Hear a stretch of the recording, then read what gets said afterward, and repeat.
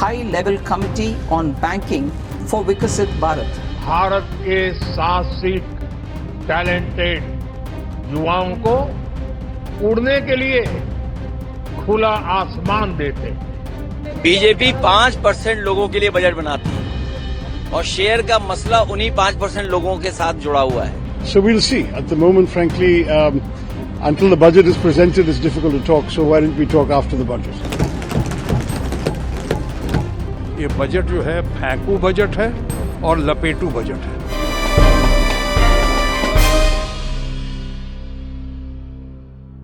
जिस मुद्दे पर सड़क से लेकर संसद तक चर्चा हुई, उस मुद्दे पर देश की सबसे बड़ी पंचायत में क्या हुआ?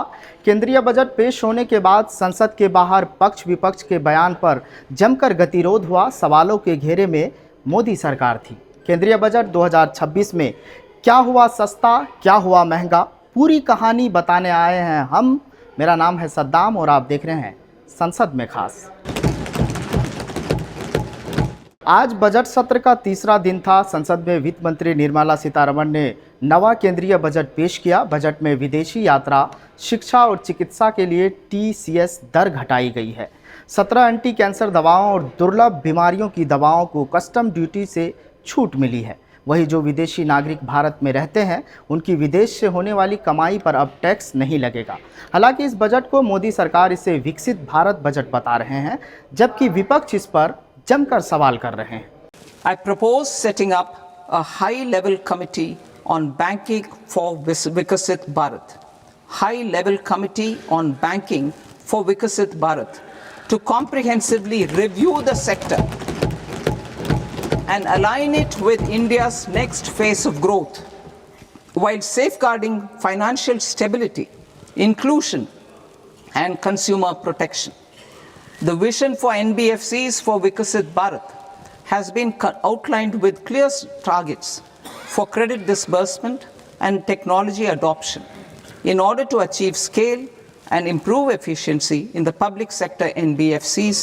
As a first step, it is proposed to restructure the Power Finance Corporation and Rural Electrification Corporation.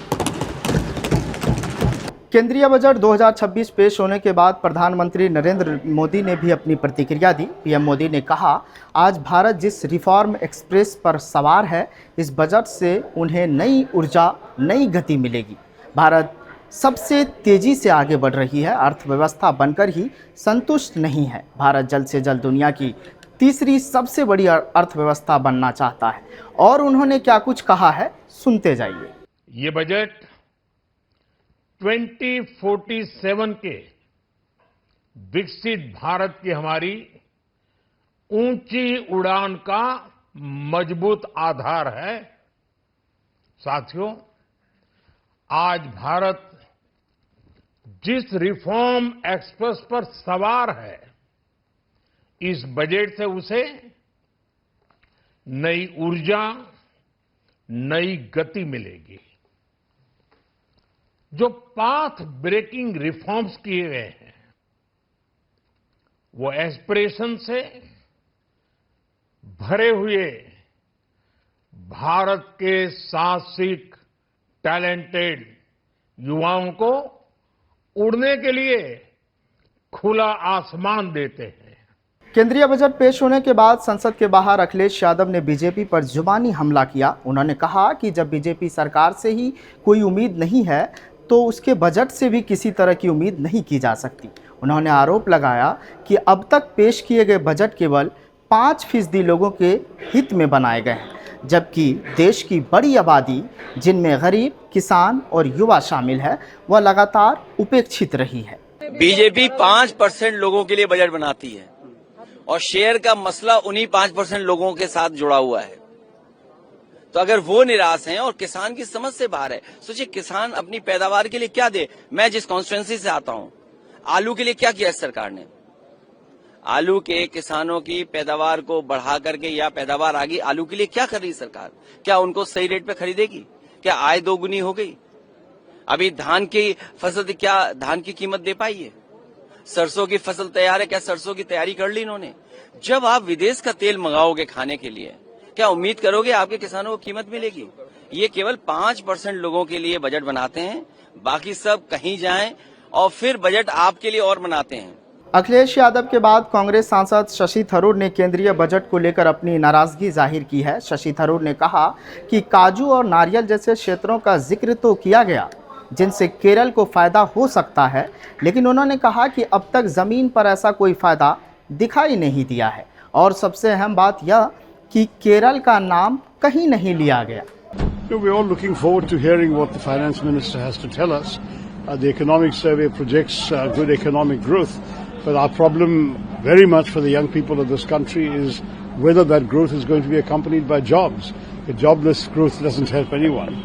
So we are anxious to see what kind of schemes they have in mind to generate more jobs in this country for the young people of India. And apart from that, there will be many things. We in Kerala, with an election coming up, are looking to see what benefits the central government might give our state. A lot of needs in our state.